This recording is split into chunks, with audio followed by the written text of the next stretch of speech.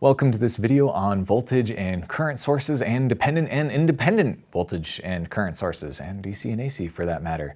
First, before anything, this video has been cursed. This is going to be the third or fourth attempt we've made to shoot this video, and the first time was almost a year ago, and we just keep on having problems. So fingers crossed that there aren't any technical problems this time and this actually makes it to you. And if so, yes, we are blessed. So the things that I want to get into are, again, dependent and independent current and voltage sources. Now, power sources are something that you are going to see all the time in any circuits, so you definitely need to become aware of them.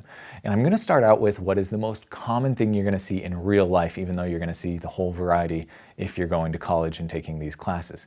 And the most common thing you see in real life is an independent DC voltage source. And that is usually indicated by just a symbol like this, or specifically a battery. It's something like that. This in particular represents always a DC voltage source because all batteries are DC. And this can represent an AC source, but typically not. But these are both DC independent voltage sources. And now, what does this mean?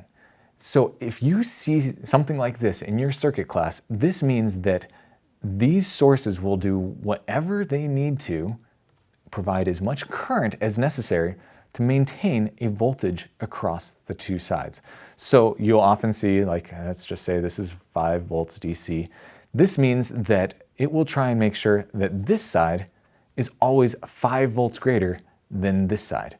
And on batteries, you often see like a 1.5 alkaline battery, something like that. It's trying to do the same thing. It will produce any amount of current necessary to maintain that voltage across the battery. And so again, this is what you're going to see the majority of the time especially if you're doing embedded circuits and stuff like that.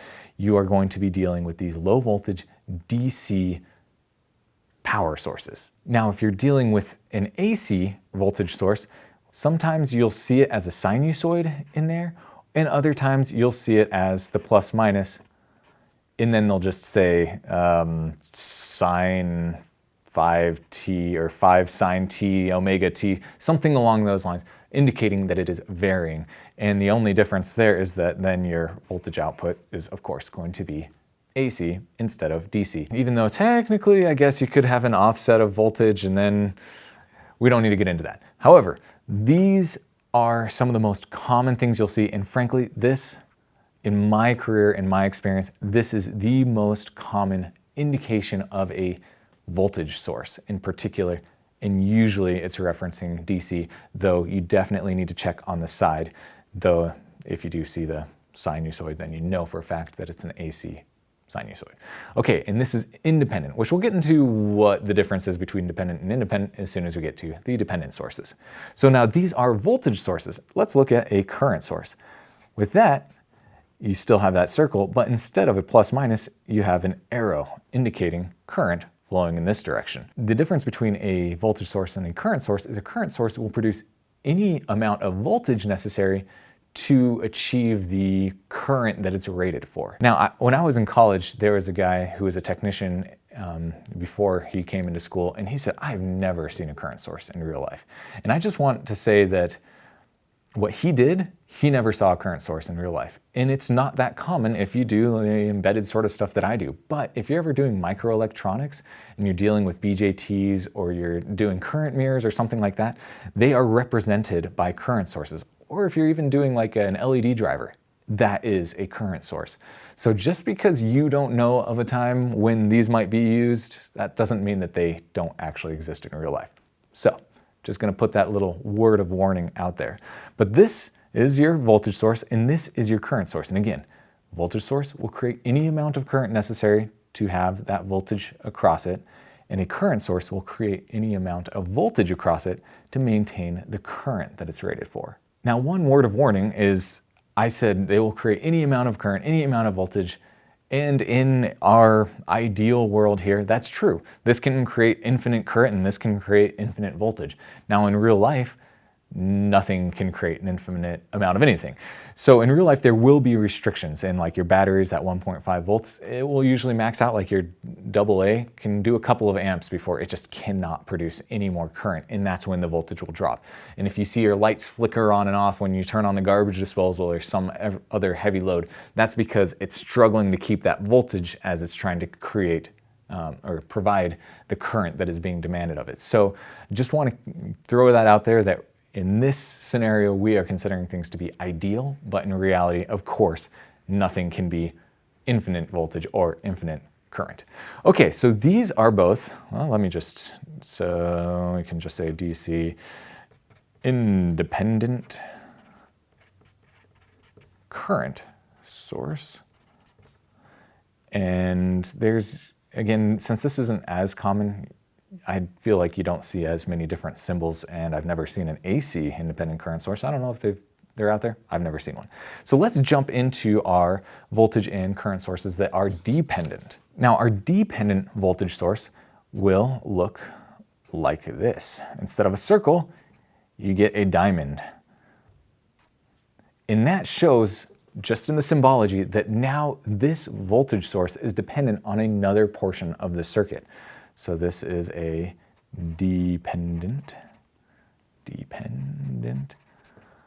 voltage source. And then we have, on the other hand, a dependent current source. And that is, again, just you take your diamond and then stick in the symbol that you are supposed to indicate that it's current. So what this means is that, let's say we have a rough circuit and we just say this is V3. And then we have this, which produces, I need to say that it's a dependent voltage source. So it says this is 5 V3 volts. And basically what this is saying is that whatever this voltage is, multiply it by 5, and that's what this voltage will be. So let's just say this is 3 volts, then this is going to be 15 volts. And if we say this is 5 volts, hey, this is going to be 25 volts. And so that is where it is dependent on a separate portion of the circuit. And if we were to take that same thing and get rid of it and turn it into a current source, then kind of one of the fun things is it could be 5 V3 amps. Which sounds kind of weird, but you can do that. So it'll say, hey, if that's 5 volts over here, then the current through here is going to be 5 times that. And so you could actually have 25 amps. Whoops. So that actually brings me to one of the interesting things about dependent current and voltage sources, is there are 4 variations. You can have, and let's see if I can run through this properly, a voltage dependent voltage source, a current dependent voltage source, a current dependent current source, and a voltage dependent current source. So you have either the dependent voltage or the dependent current source, and they can either be dependent on current or voltage either way. So this is one of those things where that's probably the most complicated portion of this, is when you look at it, you have to make sure, okay, even if this says 5V3 and it has the symbol of a dependent current source, you know that that's actually going to be controlling the current through there, not the voltage, even though it says V3 right there. So that kind of confuses you sometimes, but it shouldn't. All it's saying is that it could be dependent on voltage, it could be dependent on current. And you have to remember, because I know sometimes people look at this and say, what, that seems so arbitrary. Most of the time when you model these circuits, it's modeling the behavior of a circuit. So it's not that you say, hey, I want it to do this. This is what it's doing, and this is the best way to describe it mathematically. So it might be something, to me, it makes more sense to say, hey, I've got a voltage-dependent current source, because that just, to me, more intuitively makes sense. Okay, you got a voltage over here, and that, the way it trickles down, it's going to have a current over here, or something like that. But it's not something that, honestly, at this point, we really need to worry about the whys. So just know that there are real-life situations where this would make sense, and not to worry about that right now, and more worry about the fact that you know what is what.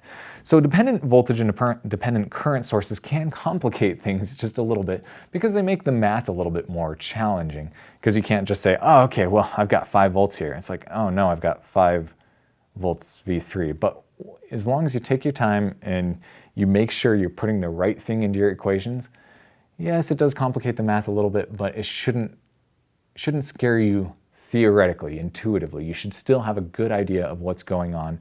And then I always feel like the math follows the intuition. So if you can understand what's going on intuitively, then you should be able to do the math, because you should know kind of roughly what you're going to get out. Okay, so I have only 2 more things before I wrap this up. Hopefully this has been pretty interesting so far and pretty helpful.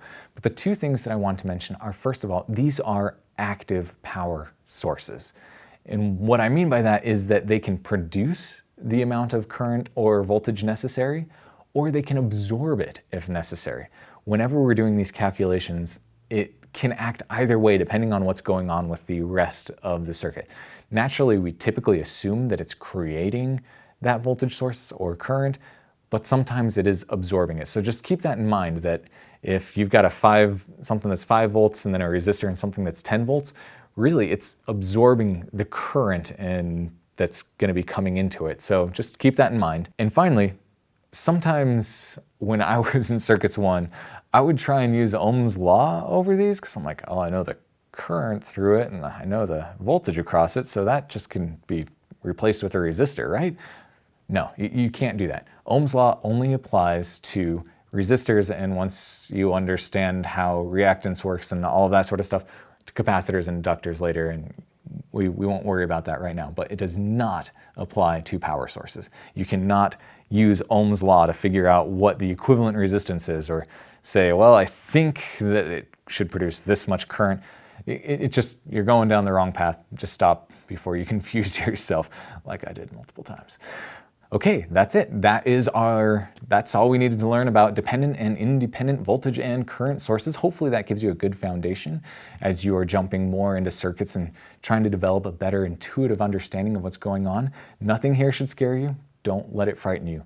The math might get a little bit more complicated, but it's nothing to worry about. If you understood what I mentioned today and everything I understood, everything I explained, then you're going to be golden. So just take your time, relax, it's all good.